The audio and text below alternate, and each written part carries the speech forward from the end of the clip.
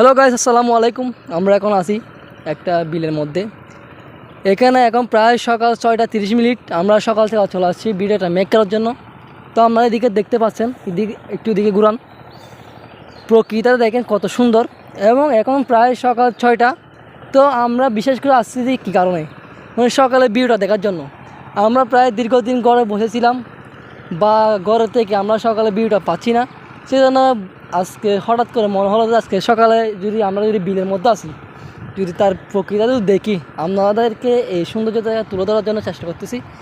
এই জমিনের মধ্যে আগে, এই জায়গার মধ্যে আগে আলু ক্ষেত, পটল ক্ষেত, বাইন ক্ষেত অনেক কিছু হতো, কিন্তু এখন যেহেতু বর্ষাকাল, সেহেতু এখন এখানে ধান চাষ হচ্ছে। আপনারা পিছনে দেখান, একটু করে পিছনে দেখান, এখানে দেখেন আপনারা অনেক কৃষক ভাইরা কাজ করতেছে এবং তাদের সৌন্দর্যতা দেখি আমাদের অনেক ভালো লাগে। তারা যদি না থাকতো আমরা না খেয়ে মরতে হতো।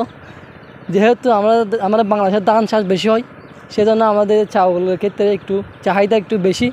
তো যেহেতু বাঙালির প্রকৃত খাবার ভাত, সেজন্য আমাদের ধান চাষ করা অবশ্যই জরুরি।